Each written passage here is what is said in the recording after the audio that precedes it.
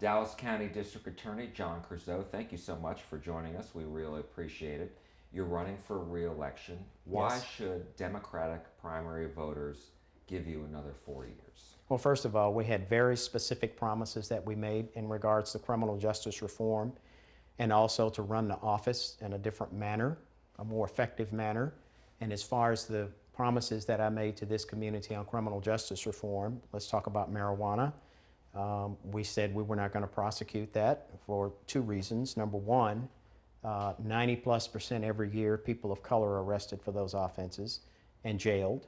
And number two, we need to focus on violent crime, not traffic stops, in my opinion. I don't have any control over the police departments, but I think we have changed behavior. As you know from the SMU studies, those numbers of misdemeanor marijuana cases are dropping precipitously. The other thing, I said we would not prosecute for simple criminal trespass for those who are homeless and mentally ill. And I think we all agree, it doesn't matter whether we're Democrats, Republicans, or otherwise, that the jail is not the place for a homeless, mentally ill person. And in addition to that, something that I did not say that I would do, but I've done, is provided the police, Dallas Police right now, an option for the homeless and the mentally ill, and that is almost about to open. It'll be in Oak Cliff, and it's called the Dallas County Deflection Center, where people will be taken to Parkland-grade facilities and Parkland-staffed individuals for medication, care, and case managers and everything to get them on their feet, get them stable, and get them into a home or back to family or whatever they need. So the major promises I've kept. Now, what are we doing in the future? We're working on pretrial intervention. What does that mean? There are a lot of people who come through that are very low level, they get arrested, they're not going to commit another crime again. We know that, or have a pretty good idea of it. And so rather than putting them in the system, which is now mass supervision, so we're moving from mass incarceration to mass supervision, what we're doing is screening those people at the beginning and giving them a risk needs assessment and finding out what, if any, problems they have, anything that needs to be corrected. If so, give it to them, ask them to do it. When they accomplish it, we can dismiss the case, and in 2 years or so, they'll be eligible for an expunction. So I think when you look across the breadth of what we've done, we've accomplished all of our goals and working on others as we go forward. And you listed some of your accomplishments. What is your proudest accomplishment if you had to pick one or two? Well, if I had to pick one, considering that year in and year out, as we have published, and it's been published by SMU, the number of, or the people, the complexity of the people of arrested on marijuana, black and brown, 90+% every year. The fact that we stopped prosecuting those cases changed the behavior of the police. Now, there were some other things. Obviously, COVID is a factor, and obviously the hemp law was a factor. But all those things together, but the first thing that happened was the refusal to prosecute the cases. And I think that has changed police behavior. That's no longer a valuable thing in their toolbox to do, to stop people for traffic violations, search their car. What else has happened to bolster that policy? We have a new police chief, and shortly after he came into office, he said 2 ounces and less, recreational purposes, take it, confiscate it, let the person go. Focus on violent crime. So even though I've been the DA longer than he's been the police chief, if you go back and look at it, we're actually doing somewhat of the same thing, and the results are great, okay? Violent crime on the streets is being reduced, and at the courthouse, we're trying more murders, capital murders, child abuse cases, etc. More than my predecessors. Our conviction rate is higher, our acquittal rate is lower. So I think in conjunction with the police and the DA's office, we're able to accomplish these goals of reducing violent crime. And I was going to ask you about just the violent crime. How have you been able to do that? Are you saying that that you've been able to prosecute more violent criminals because of these other programs that you've done? In other words, the office isn't taking all that time to do that? Is that what you're saying? Yes, so the focus is on violent crime, okay? Not low-level individuals who are homeless, mentally ill, or they've been stopped and targeted because of race. I mean, that's what the numbers show. And so what it has allowed me to do is to refocus the staff, train the staff, okay, on all of this, pretrial intervention, substance abuse treatment, mental health treatment, etc., to get to those cases. We don't want those people back. We want them wherever they need to be, home, another city, whatever. And then what we do is we focus our resources, our trial resources, on the violent criminals and get them to trial and hopefully get a conviction and an appropriate sentence. I wanted to ask you about that because Harris County, for example, has been criticized very sharply by the governor on down for, having violent offenders, they do a crime, then they're released. They do a crime and then they're released. This revolving door, if you will. How have you been able to avoid that here in Dallas? Have you? Well, there's some of it. First of all, I don't know if you know this, but I prepared a PowerPoint called Bail 101. Gave it to the Public Safety Committee for the City of Dallas, okay, and gave it to the editorial board for the Dallas Morning News. And it went through and explained what bond is all about, bail, who does it, who doesn't, what you can expect. First of all, I don't think in Dallas, I know in Dallas, we don't have any judges who are setting bonds for the purpose on a violent offender for them to get out and do something else. The other thing is the bond industry has changed because those low-level cases are not there for them to make $50, $100, $1,000 on. You get these high number bonds, okay, and they have different rules now. They used to require 10% plus some type of collateral to secure the rest of it. Well, they're not requiring 10%. They're taking less. They're taking the rest of it on payments on interest, and they're probably not securing it. So when those low-level cases went away in their business model, they had to change the high-level cases on the business model. And what has happened probably in Houston, probably most major cities in Texas, is the ability to make a high bond has become easier. And so even though judges set what would be high bonds, in my day, people couldn't make, back in 2012 and on before that, they can now make, they get back out on the streets. So what we've learned, I think the judges have learned, is better set the bonds to hold those individuals if they feel them to be a threat to the community in jail. And so I think the explanation of it, which has never been done in Harris County, but the explanation has been done here, what to expect when a person is arrested, who sets the bond, why are bonds set at a certain amount. We've kind of cleared that up. And I think the combination of the judges being more proactive on looking at the threat to the community, the person, and setting the bond, plus the community, the city council has no mystery about it. They were saying that I set the bonds. The DA's office doesn't set bonds. Judges set bonds, etc. I think giving that out there has taken the fire out of that because this community now better understands the system of a person being arrested, taken to jail, and a bond set, whether they make it or not, and the dynamics around that. Okay, so even with that understanding out there,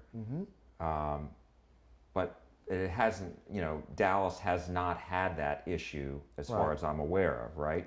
Right. So is it more explanation or is it more of, in your mind, judges, doing maybe a better job of making sure that this isn't a revolving door? I think both.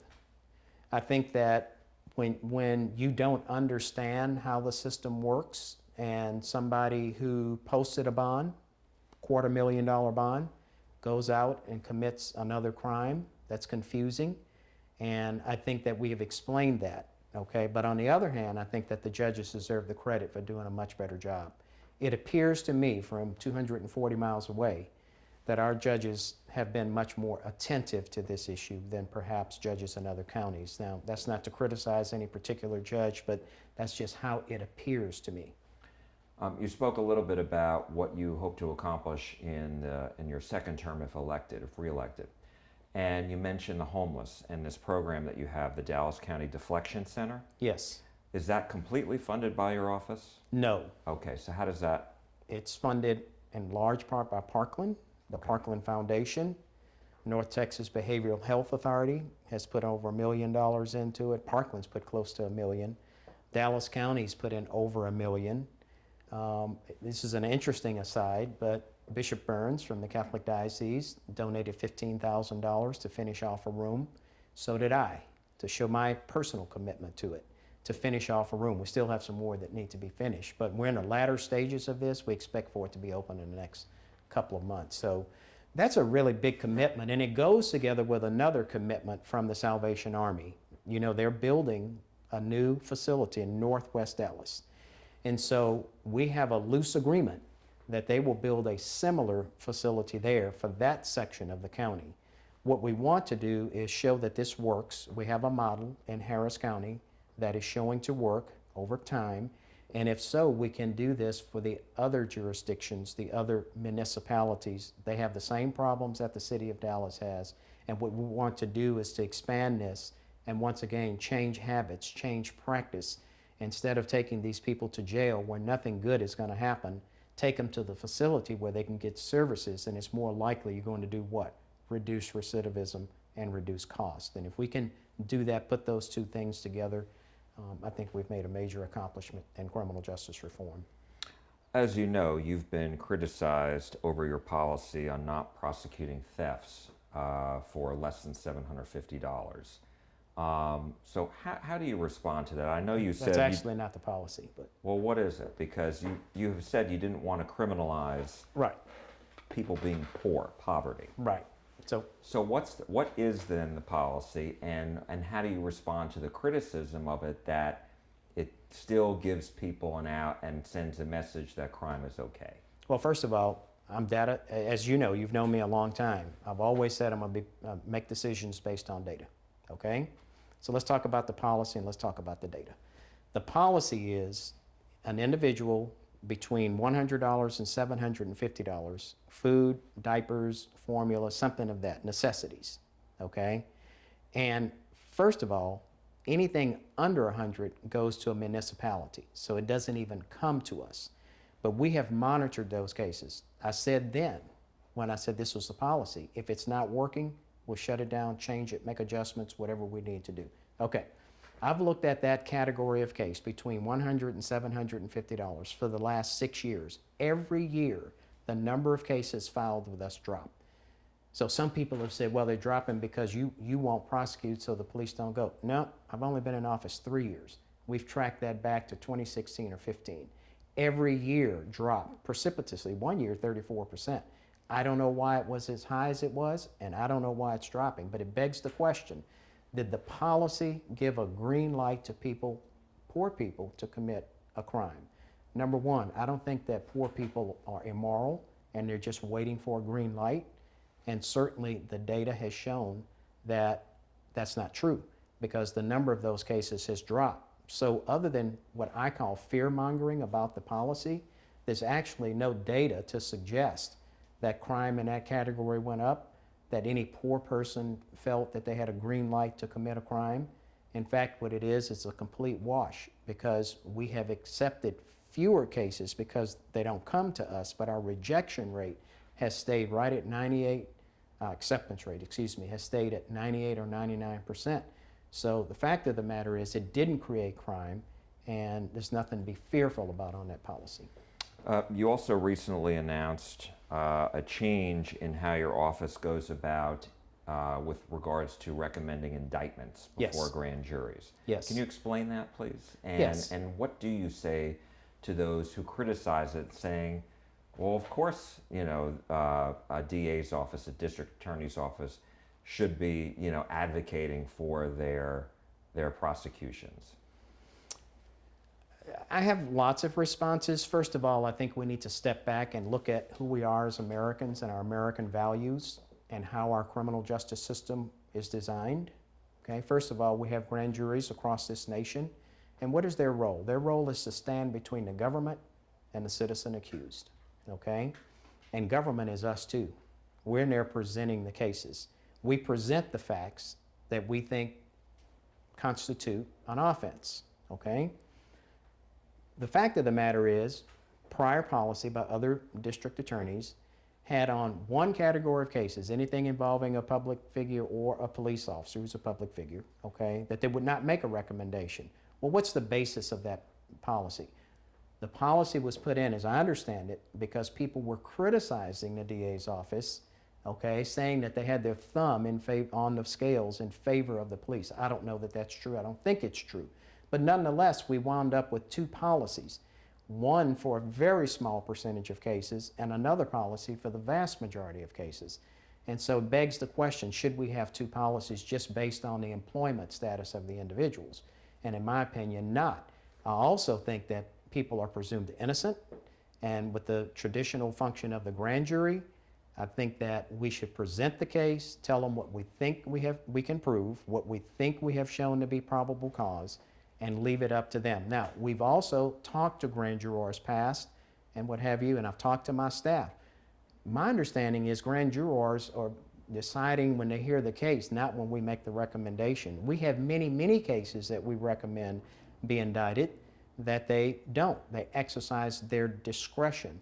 So really, when we talk about the traditional function of the grand jury, and we talk about our American values, that the grand jury stands between the government and the citizen accused, I think it's appropriate, okay? And I think it's an important part of criminal justice reform, that the DA's office not go in and try to tilt it one way or the other.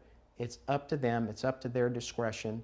We give them all the law they need. We will answer any questions they have about the law or the facts or anything that they have about the case. The situation is we're just not going to make a recommendation. And so far, since that policy's been in, nothing's changed. The same number of cases go through as true bill, same number of cases as no bill. Now, it's a recent policy. We'll have to keep looking at it to see how it goes. My last question to you is, here we are, several weeks, a couple weeks less than, before the March 1st primary, and how concerned are you that, this is a rematch from 4 years ago? It was a very close race, less than 600 votes. Yes. How concerned are you that, you may lose this time? Well, anytime you have an opponent, you may lose. I mean, that's a fact, and it doesn't matter what any polling from one side or the other says. Now, what do I have to my advantage at this point is that we've been able to raise sufficient money to run an appropriate campaign, and we're doing that. We're not taking anything for granted, and we're not sweeping anything under the rug. We're answering any questions about policies and procedure, the future, what we've done. And I think so let's go through this. I mean, every Democratic group in the county that has had a meeting and to make an endorsement has endorsed me. So that's every one. The entities that were on my opponent's side in the past, Texas Organizing Project, some of the national PACs, they're not with her anymore, okay? They're with me. And so they've looked at what I've done. They've looked at the criticism, which doesn't match up with their values. And the things about the theft policy have shown to be not true. And I would say that they're very happy with the job that I've done. In Texas, I'm a leader as a prosecutor, as I was as a judge. Some of the things we've done here have been innovative but responsible, and we track everything to make certain that we haven't caused any harm to a person or the community.